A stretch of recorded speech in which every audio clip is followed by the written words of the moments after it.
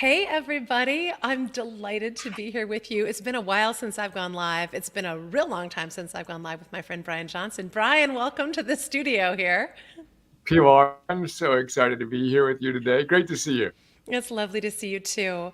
So, I am here in particular to talk about your new book, Arete, which I've got in front of my own book, which for a fellow author, you know this is like a big deal. If I'm covering up my book to put your book out front, it says something.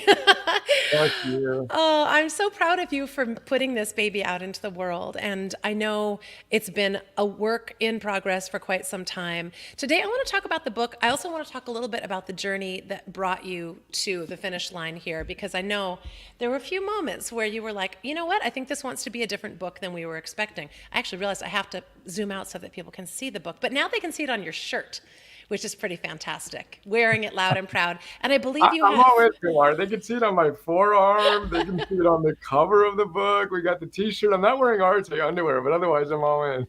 I was trying to ask if you have like an Arte onesie that you can like wear for naps or something.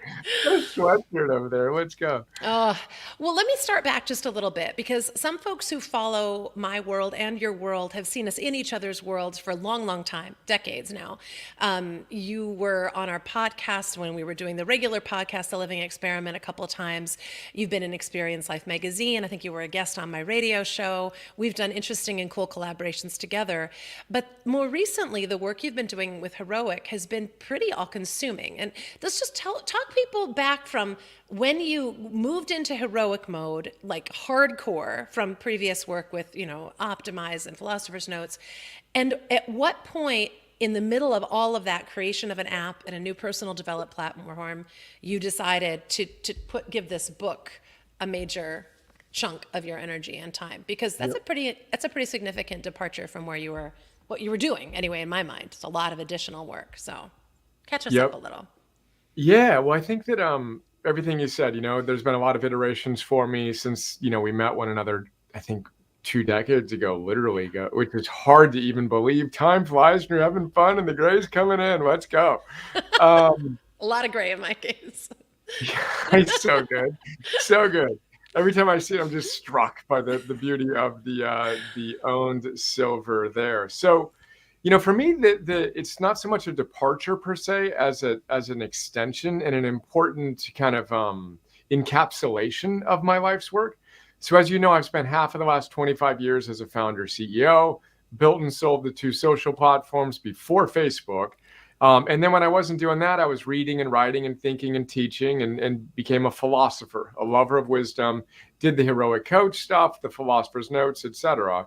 And then heroic brought it all together. So on election night 2020, politics aside, woke up and said, look, I've waited for 17, 18 years for someone to create an answer to the social dilemma. Tristan Harris's great documentary on Netflix about the unintended catastrophic consequences of attention economics in social platforms. And again, you interviewed me when I was running Zods, Yep. which had 250,000 people in it before Facebook, 18 years ago.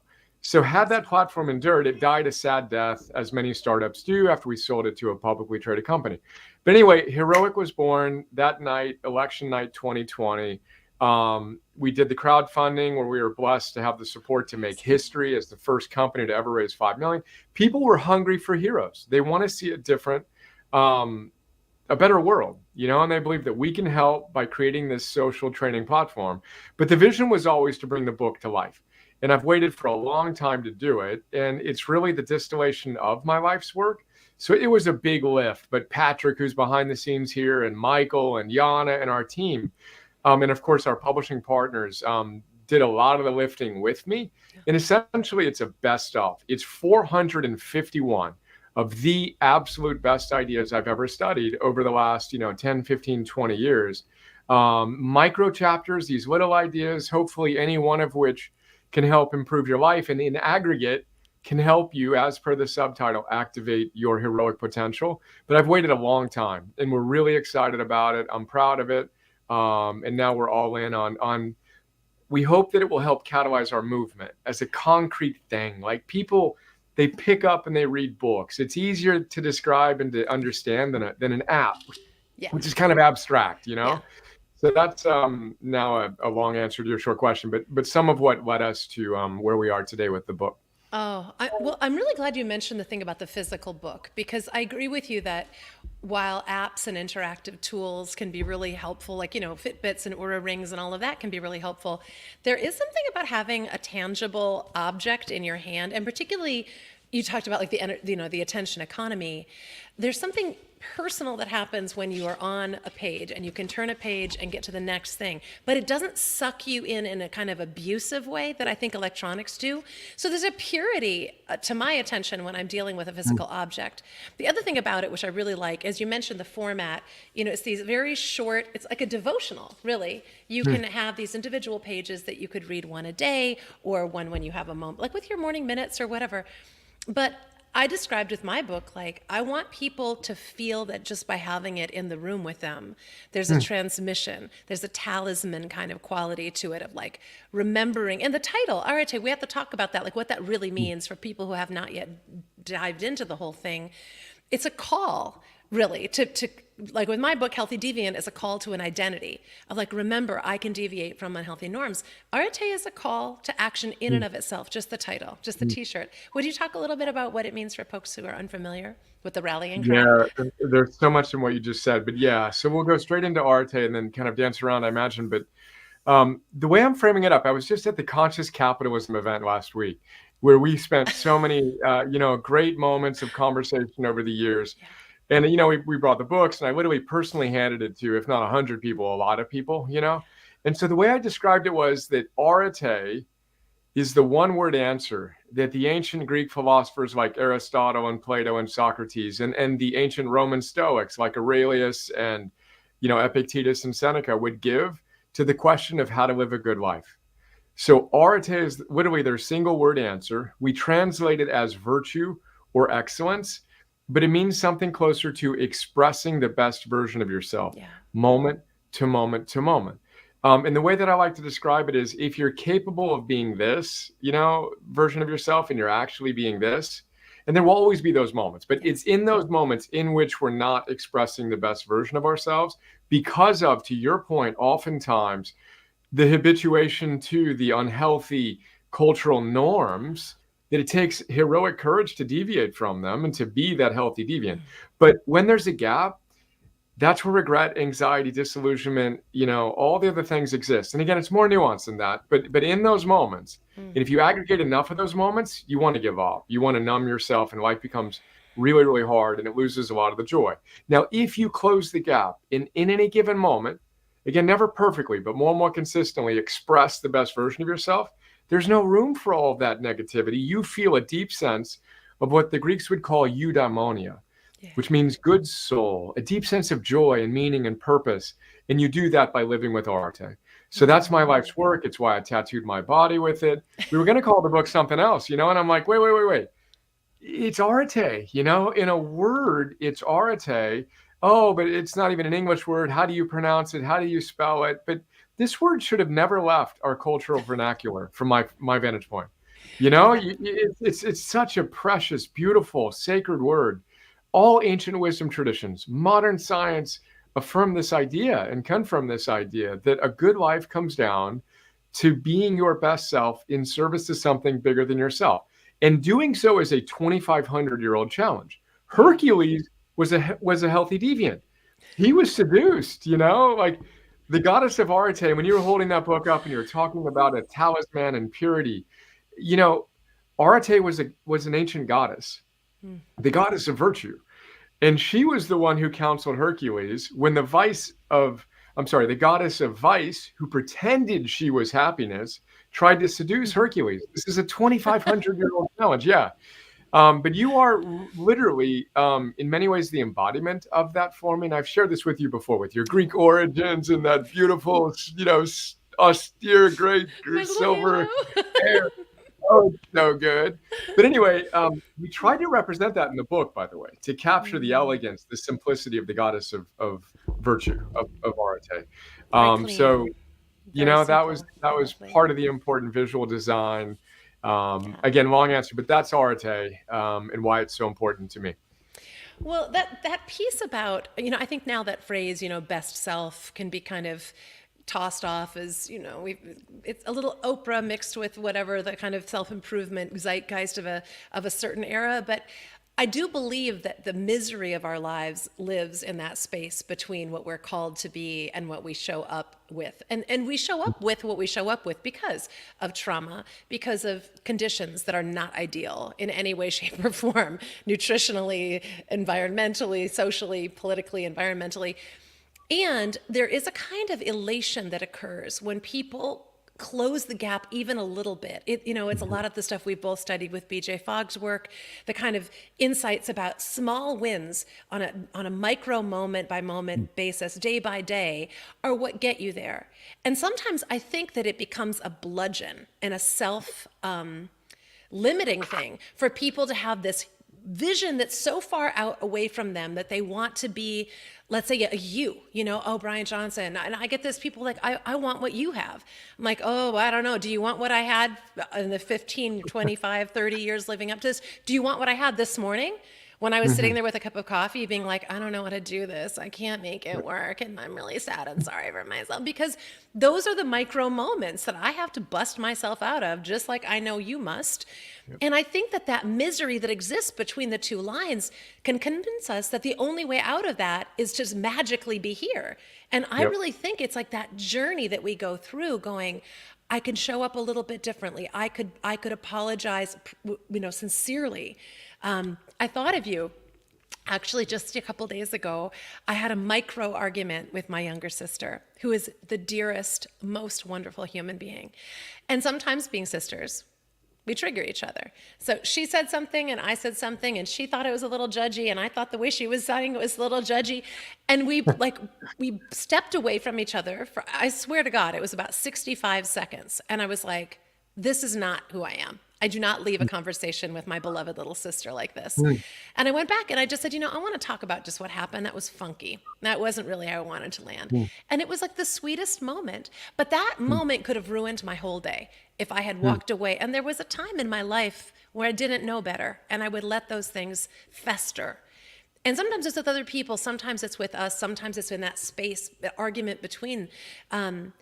Okay, so I want to say that all in affirmation of the beauty of life is in the journey from here to here too, on an ongoing basis. And I feel like part of the way that you designed this book, I think, with these smaller, big ideas, but divided into small pieces, is kind of meant to meet people in that smaller space. Like from here to here, you can grow quite a lot. Talk to me a little bit about that format change, because I remember actually blurbed the book based on a bunch of things that I'd seen in the intro and everything.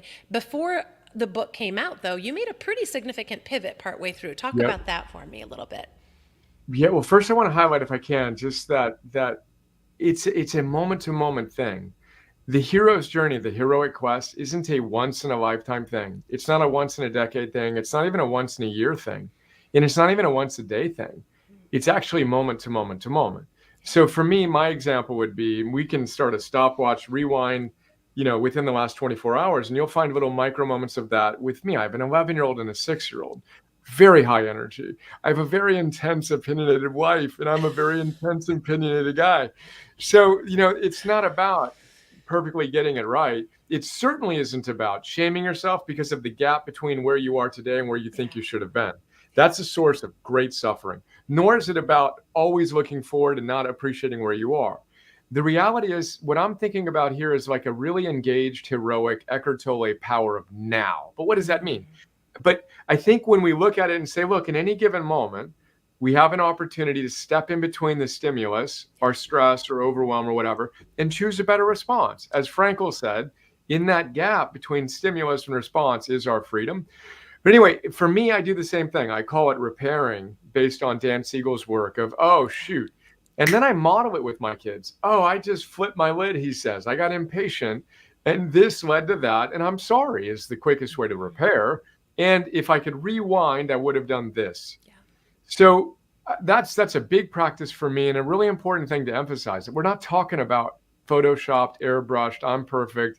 And boy, if you work harder, then maybe one day you'll be as perfect as me. Bring Alexandra in here. She'll tell us you. all.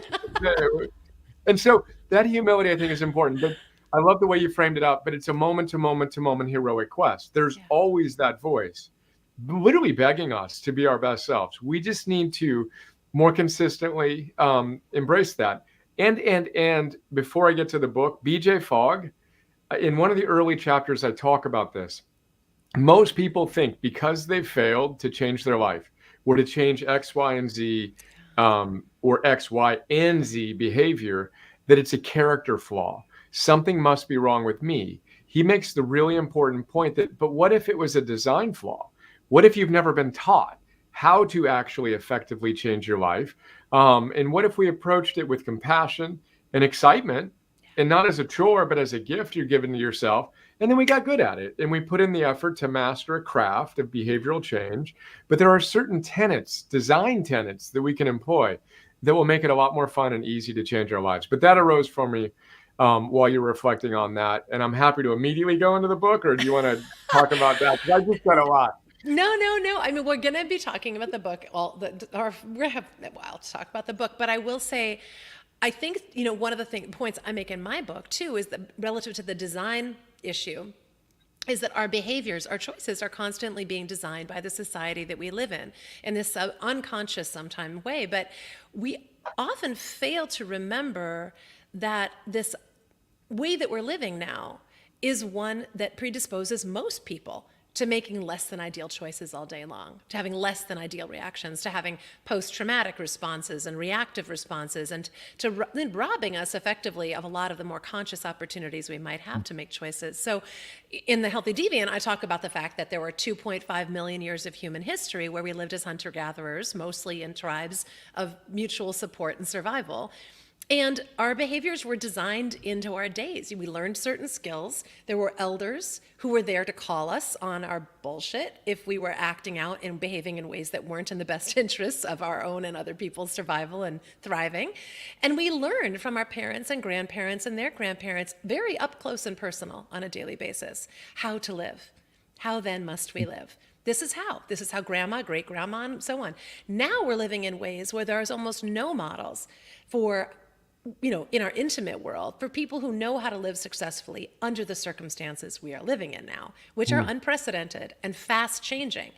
So it's interesting, when you look back to the Stoics, and you mentioned the whole, chorus of them, true in all of that is that those are strategies for living that have worked well for millennia, including not so far past the agricultural revolution. But even so, applying Stoic principles in the current universe that we're living in, with the distractions of electronics, with the incursions of messaging that gets us everywhere, with, you mentioned the 2020, the insanity of the election cycles that we go through and the kind of results of that, the frenzy, the response, the anger, pulling people back into moments of choice, moments of clarity, moments of belief that they can do it, I feel like is a very different job now than it might have been at the time of the Stoics. There's more noise to overcome, there's more friction, and I think there's more cycles of trial and failure. Fast cycling, I'll try a diet, I'll try a workout, I'll try a program, an app, a ring, a thing. And when people have those repeated experiences of not living up to the ideals or standards that they've had, and sometimes it's reading Stoicism, it's like, this is who I want to be. That try-fail cycle is such a devastating, de-energizing place that unless people find the baby steps out, I think it can feel like the chasm is just too great. And that learned helplessness sets in, that I can't do it. This is just for other good people who don't have this character flaw. And I think you're doing a really wonderful job, I think, of disillusioning people. Like you're taking people out of that illusion into small scale opportunities for change and success, and for Arete, for closing that gap. That's beautiful. Okay, so now let's talk about the format, though, because I do think that's a significant, important, probably in the service of this change. Exactly. I was going to say the perfect segue back to it is, I thought I would write a standard, 200 to 300 page, and I don't mean to disparaging, but oftentimes fluffy book. You know what I mean? Here you go. This is a book, and And I started writing that. I was like 70% of the way done with it, longer form chapters and all this different stuff. And I actually asked the team, I was kind of at a point where I'm like, is this really my book? The book that I really want to write and that I think needs to be written. Um, and my style, as you know, is very pithy. It's very in and out, more Stephen Pressfield, War of Art style, a page or two or three. And it's just kind of how I've evolved my style. But anyway, I asked the team, hey, what's the idea or two or three or whatever you come up with that has most impacted your life that you picked up from me and from my and our work?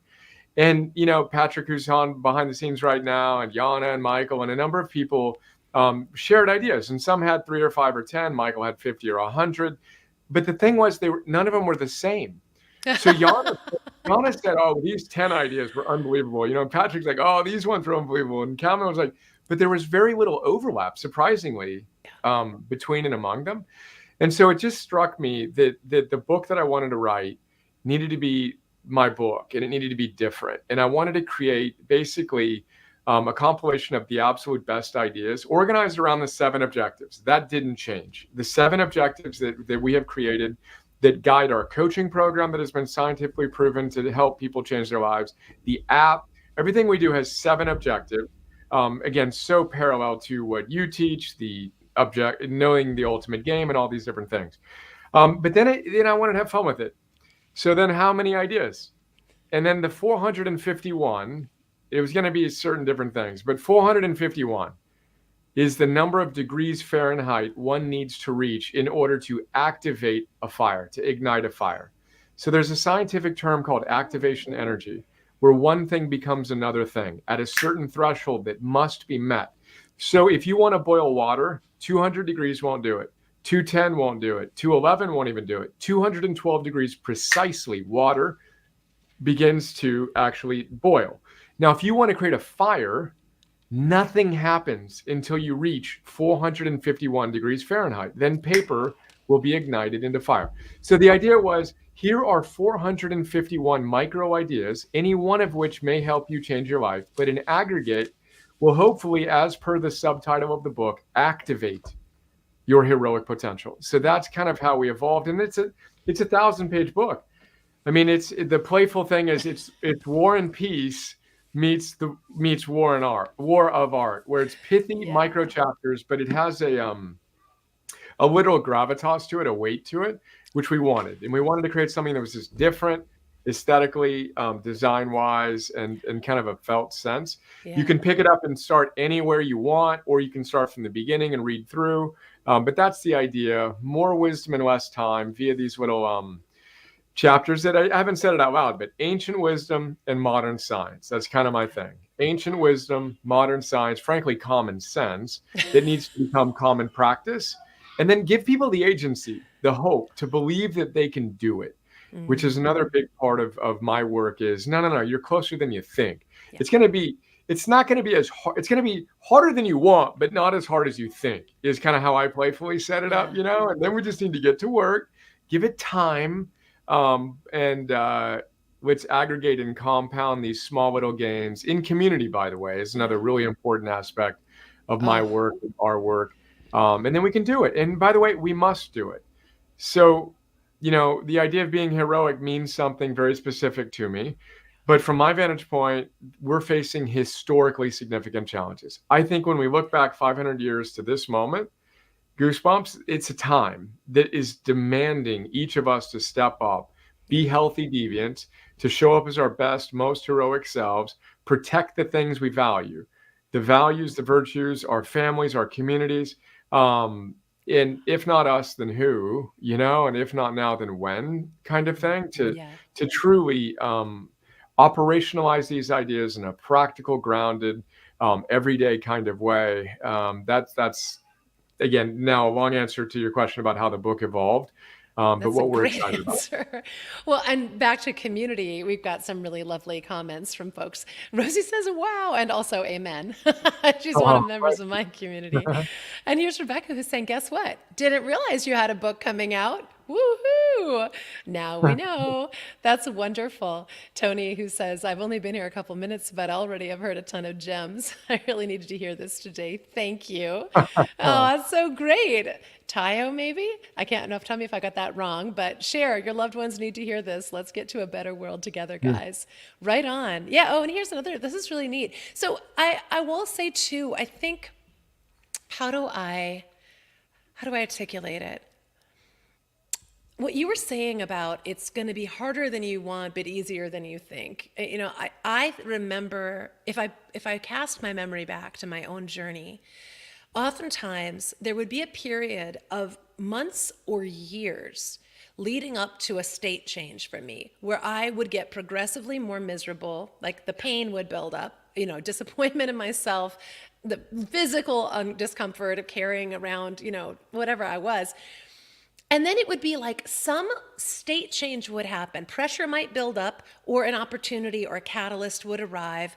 And in my case, a lot of the times what they were these little small scale experiments. Sometimes I would hear a conversation like this and I'd be like, oh, in that moment, you know, I could leave my unopened mail in a pile on my counter, or I could open the mail and like put in recycling what needs to be the recycling. I would complete this one little task and I would be like, oh, that was actually easier than I thought it was going to be. But what else might be easier? Maybe cleaning my bathroom, maybe, you know, doing some push-ups or whatever. And what I would often find was that it was like a little swinger, a door or something. And there was resistance on the very front of it. But once you started going you'd get the going swoo. Once you started going through, you get the swoosh. And that was sort of, you know how like it leaves wind when people are going around those revolving doors? You can create your own. I felt like I could create my own tailwind, but I would forget from time to time. There could be weeks or months or years initially. And as my journey continued, I got less rolled over by these long periods and more inclined to be like, no. I know how this works. I conduct an experiment where I see if I can bust myself out of some small rut or some habituated behavior that isn't working for me, or an attitude, even a mental attitude. And instead of being angry and frustrated and blaming and victimized, I could shift into a what if. Like, what if I did it differently? Even if I feel this way, what if I just did it anyway? Acted like a person who cleaned her bathroom. You know, maybe just the mirror.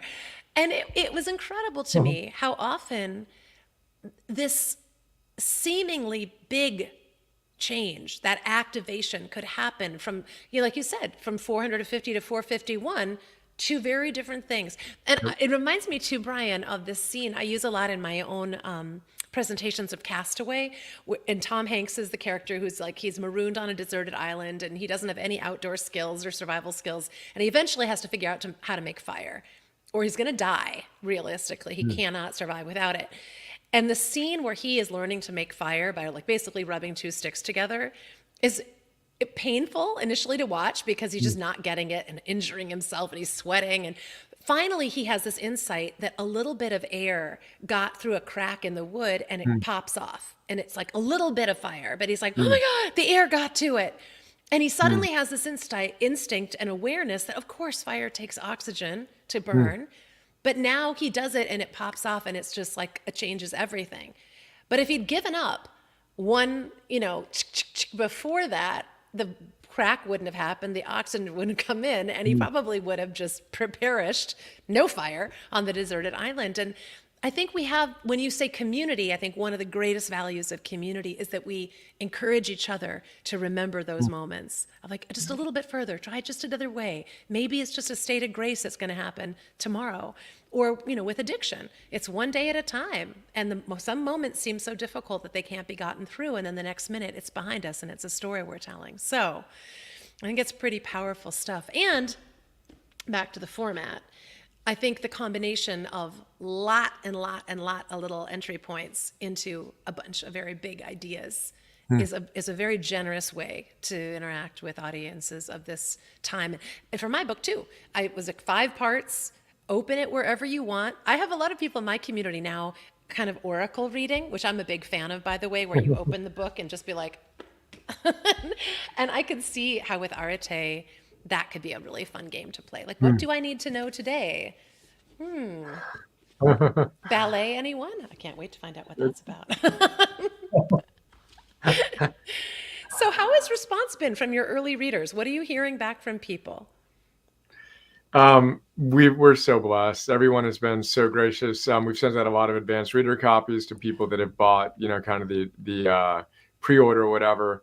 The feedback's been great, and affirmative of exactly what you're highlighting. Just that, again, it's ancient wisdom, modern science, and just common sense that's made into a practical set of tools. I'll tell you what, we've been blessed. You wrote a beautiful endorsement for the book. We've been blessed to receive a number of endorsements, some of which make me blush. But the one that Yes. frankly most struck me was a new friend of mine who's a military officer who left the book in his car, and his 11-year-old son, there was a soccer tournament for his brother or something. 11-year-old son found the book, picked it up, and stayed up late on a Saturday night reading the first 100 pages. He was so engaged. So it gives me goosebumps saying that. Like, I'm like, oh, that's it. Because I dedicate the book to the reader, who is the hero we've been waiting for, my wife and my kids, and then the readers' kids if they have them, and this idea of raising the next generation of heroes. So that's frankly the feedback I'm most proud of, is to be able to create something that is engaging enough for an 11-year-old who clearly is interested, but finds it compelling, which has been a big part of my work, is to try to make self-development and this idea of becoming our best selves, not the manic extrinsic fame and wealth and hotness. I'll teach you, whatever. I think it's actually a pretty good book. But to be rich and all the other things, the secret and all this stuff. But to make the heavy stuff, the virtue stuff, the real important stuff with gravitas that matters, the hope, the meaning, and the virtue-based living, compelling and exciting and interesting, and the most powerful and fun and important game that we could play. Yeah. So that's been some of the feedback, and again, just feel blessed and excited about it. I mean, I'm proud of it. We worked Yeah. hard. I've worked hard for the better part of half of the last 25 years putting this thing together, and we're really, really me. I've been a hermit. I've been in a bubble wrap, just kind of reading and writing and thinking and whatever. Everybody else can go promote. Now I'm like, no, I'm all in. We really are excited about this as a way to help catalyze our movement, Yeah. we hope. And so that's Yeah. where we're at. Well, we would be remiss if we didn't talk about the movement and about the platform, the app, the community that you've been building, because I do think choosing to live this way is a departure from so-called normalcy. And I often talk in healthy deviant world, we talk about the importance of first becoming aware, amplified awareness. Second step is preemptively repairing yourself so that you don't get overwhelmed by the damage that's being done to you by being in an unhealthy culture. The third part of it is raising your game. And this is a big chunk of what I feel like this is a great guidebook to, day by day, how to raise your game, while also building your awareness and repairing yourself. But for me, the fourth part is a phase I call be the change. And in phase 4 of my Healthy Deviant You work, phase And 4, you did that artwork as well, yeah, didn't you? I made the little guy. Very good. It's very Everything has a little image. good. I But love this it. is about stepping into your healthy deviant identity and about gathering and building your own healthy deviant community, or your Arete community, your heroic community. If you are hoping to elevate yourself, it's purely selfish for me, honestly, to surround myself with as many other people who are walking this path as I can, because I need the buffering from the unhealthy world. I need the encouragement on a day-to-day basis. And I need the proof of concept over and over again that yes, these small-scale decisions that we're making on a daily basis do make a difference for me and for other people. I get inspired all the time. People like Rosie, and she says, look at this. It's amazing the difference encouragement makes. Yes. And I get encouragement from those folks. Here we go again. This is amazing, by the way. I'm loving this. Let's go. I love to see every single person I love about and telling other people about the greatest thing that you've been lucky enough to discover is so generous. It's also selfish. Like, I want to program reality in the best possible way, and each of us casts. It's like, if you've ever seen, remember during COVID when they would show us what a cough does on an airplane, and it's just like the microbiome of that kind of bad Yeah. version of contagion spreads. The same thing is true of our positive contagion. It really, if you get a density of enough people kind of positive, bouncing positive germs or vibes off each other, it's catching. And I do think, like, whether you have your own biological children or you just look around and care about the generations coming up with you, you know, whether they're plants or animals or people or forests or the climate, whatever, if you give even a small crap about any of that, knowing that the small daily decisions that you're making to close the gap between kind of crappier than it needs to be and as good as it possibly could be, like that is an exciting place to play with other people. It's a beautiful form of co-creation that just gives me the like this TJ says, another healthy deviant saying, yes, beautiful. Oh, that's so great. I love it. Okay, so let's talk a little bit about the platform and the community and the social movement, though, because this book is really, I can even see, I can't remember, I opened it up the first time to the page with a QR code on it. And I was like, oh, yeah, because from here, I can just hold my little phone up, and instead of being sucked into the unhealthy default reality, I can get sucked into heroic reality. So how do people proceed from book to platform, platform to book? What's the voyage and what's involved? Yeah, so then the Heroic platform is part of Heroic Public Benefit Corporation, but the idea is it's a social training platform with guides. So again, on election night, had the vision for Heroic. The vision was an answer to the social dilemma, where we use the best of social and persuasive technology. There's nothing wrong with those technology tools in and of themselves. It's neutral, it's fire. It's when they are used by individuals who may or may not be driven by virtue within the attention economy that things get weird fast. So we wanted to create a platform that used the best of social and persuasive technology to bring out the best in individuals and in humanity and together. So we partner with the same company that built Slack, Tinder, Uber Eats, and Elon Musk's new business, Neuralink, who are fantastic to build the platform. And again, we spent a lot of money on it. We wanted to create something that was very engaging, that took the best, but again, applied it to the best for each of us. But a hero, when they go on their quest, what do they get? They get a guide, and then they get buddies. So Harry Potter gets Dumbledore and gets as a guide, and gets Hermione and Ron as buddies. But then the hero becomes a guide, right? And this is how, in the fictional world of Harry Potter, after Harry and Hermione went through enough quests, they trained the Hogwarts students, and it's together that they won the battle between virtue and vice. But the platform is built such that a hero comes online and they can connect with me as the prototypical guide right now. We have a lot of content via the Philosopher's Notes on your book and hundreds of books and other content. But then, the next step vision is you, Pilar, are one of our prototypical guides we're excited to shine a bright light on, because the reality is anyone who is here with us today connecting, those of us who are here have more in common with one another than most people in our lives. But where are they going to connect? Facebook wasn't architected for that, and Instagram and other places weren't connected to connect you to the individuals within that community. And to state, it isn't obvious, but to state the scientific fact, the fastest way to change your life isn't to listen to another podcast, read another book. That will help, but the faster and fastest way is to join a community with high standards. And when you do that, you get the encouragement, you get the embodiment, you get the wisdom and the discipline and the love and the courage and the gratitude and the hope and the curiosity and the zest from a group of people, and your life changes. Where the unhealthy norm is reset to a new standard within this environment, that's the social training platform. We're in private beta right now with a small group of X thousands of people within our community. But in 2024, we're really excited to open that up, to invite you to join us and your community, and kind of a community of communities, all aligned on these ideals, all supporting one another, offline, online, and offline. So one of the big visions is we want heroic local communities in 1,000 cities in 100 countries around the world. We had volunteers in nearly 800 cities in 80 countries when we asked our community if they'd like to do that. So we're really, really excited. That's the Heroic platform.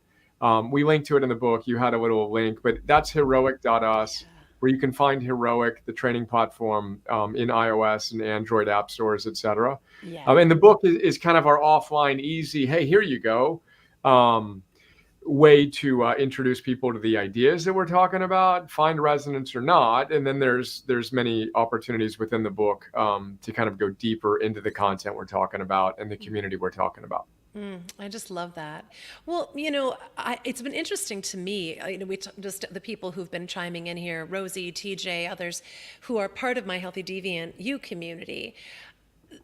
I have found many of them have ported back and forth between our worlds. And I often say, it's a great thing to have more than one. It's a great thing to have, the book club and the wine club and the We're little twins league though and the too. But come on, you got, we're separated at birth. We got the masculine and the feminine expression of the same basic ideas. So yes, and we happen to be closely related in a philosophical and spiritual sense. But yes. Oh, it's so true. And I value that so much. I often say, I'm very open with people about that in my world. I'm like, Brian is very similarly wired up for me in terms philosophically. He's a lot more yang energy than I have.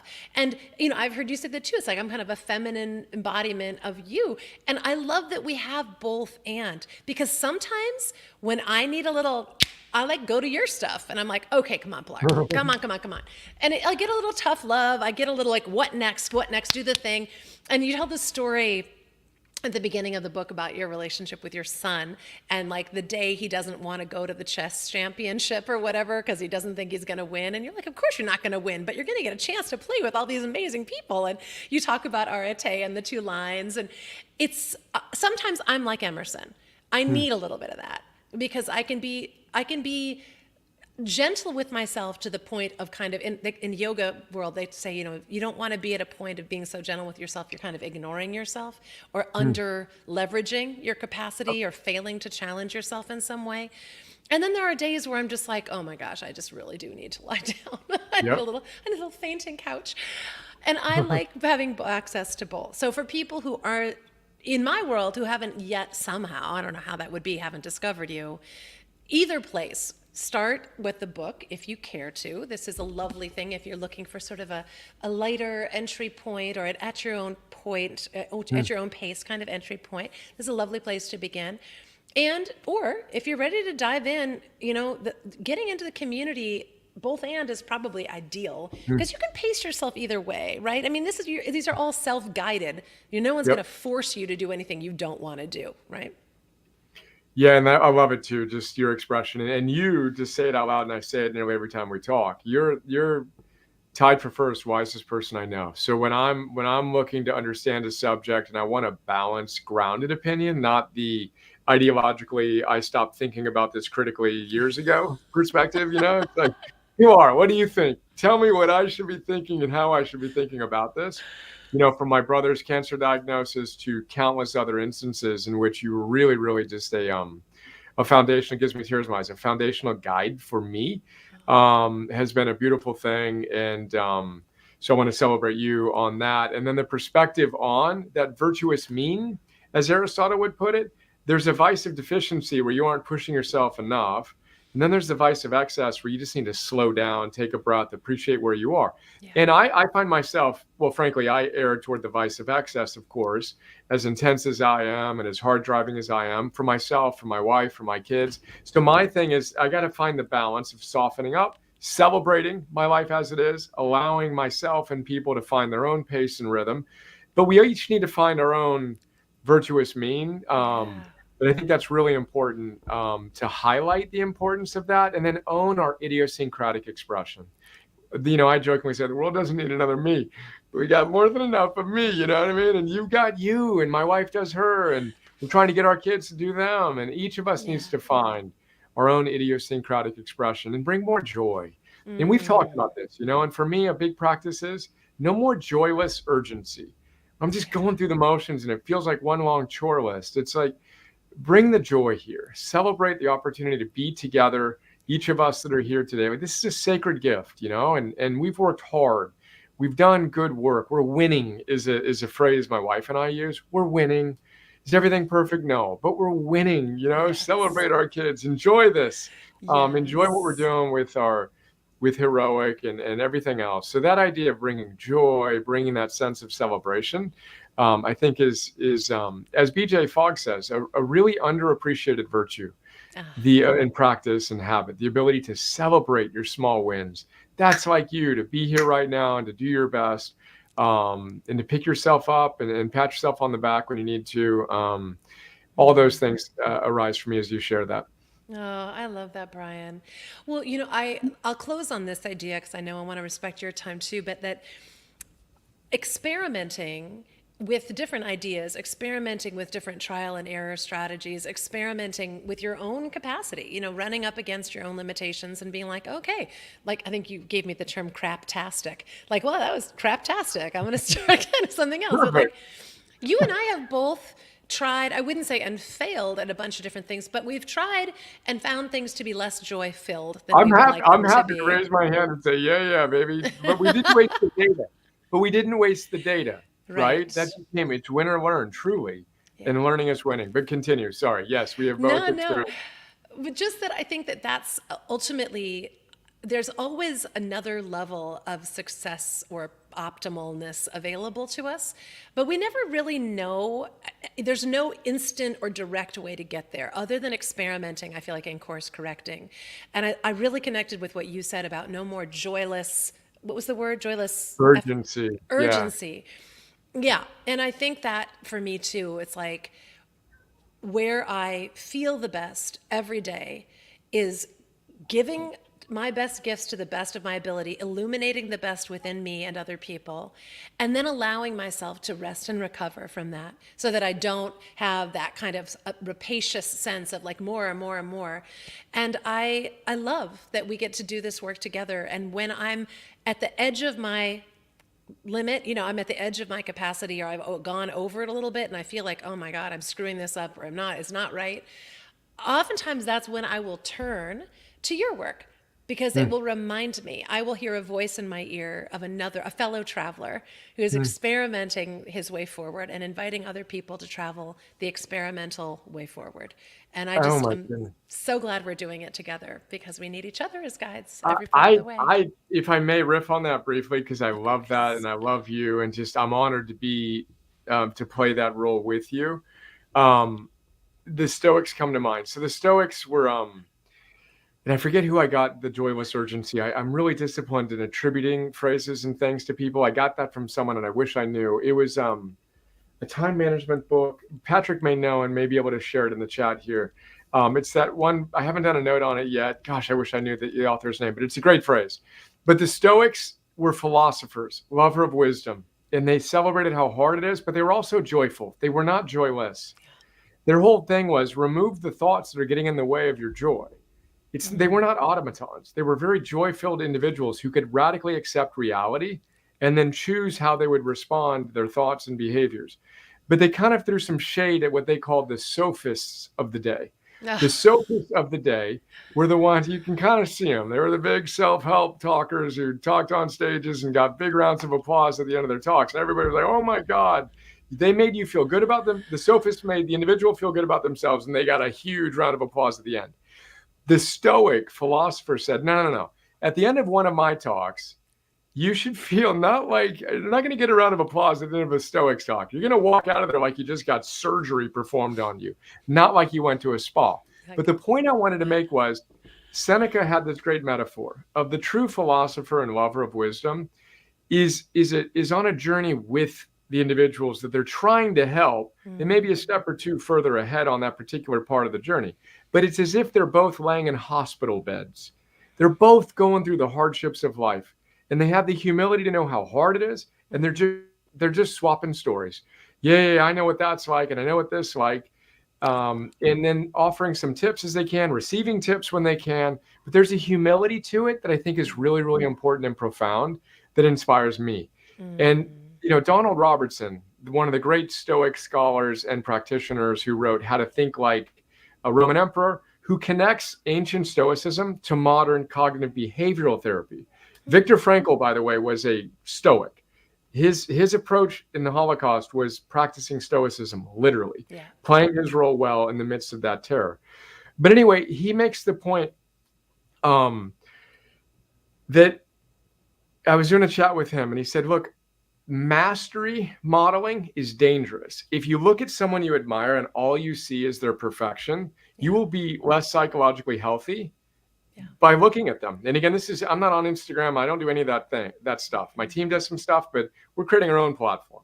But what is healthy is when people like us who have been blessed to be in a position in which we're talking and we're kind of in that guide position humbly, when we share our challenges and how we cope with them, rather than try to pretend like we've got it all figured out once and for all and we're masters without flaws, Yes. that's a really healthy thing. To model what it looks like to have a level of joy and meaning and purpose, however imperfectly, but then to talk candidly about and humbly about our challenges, that's really important. And again, we're back in the hospital beds talking to one another about, yeah, that was hard. Let me tell you, and I tell you in the book about my argument with my son. He calls me a jerky face. I'm like, all right, buddy, I'm not a big fan of being called a jerky face. Anyway, I love this dynamic and your realness and authenticity, and let's go. Well, the one thing that we didn't, oh, so I was going to, learning aid. This is, by the time you get to page, wait a minute, it's page 5, you get the activate your heroic potential invitation with a QR code, which is incredible. And that will take you into the vortex of all of this: the wisdom, the discipline, the love, the courage, the gratitude, the hope, the curiosity, and the zest, and the opportunity to raise your game without wearing yourself out. And I think, that's really important too. You raise your game is my term, but playing the ultimate game, knowing the ultimate game and Yep. playing it well. Yep. I love this. So just for folks who are interested in knowing, so these are the sections: know the ultimate game, forge anti-fragile confidence, meaning you get stronger as the challenges get bigger, optimize your big 3 priorities. I take that. Make today a masterpiece, master yourself, dominate the fundamentals, and back to activate your superpower. 451 degrees, mind you, not 450. So you get all of that and more with the book and with heroic.us. Again, if you want to check out the book, and this is in pre-sale now and soon will be available everywhere, but order it now, right? Like people can get it on Yeah. a neat bundle. November And 14th. Yeah, excellent. we're excited. Yeah. So obviously get it on Amazon. But yeah, it'll be everywhere. November 14th. Bless And you, Sister Pilar. you are We so love you. welcome, We Brother appreciate Bry. you. Oh, I appreciate you too. Keep up the great work. Thank you for having the courage to walk your own path and figure it out as you go, experiment by experiment. And yeah, lots of compliments and nice notes in the chat too. And thanks to Patrick for being with us today, hanging in with us. Thanks to all of my Healthy Deviant friends who showed up. Let's do this thing together. Healthy Deviants unite, and Arete for everyone. Bless you. Bye, Bry.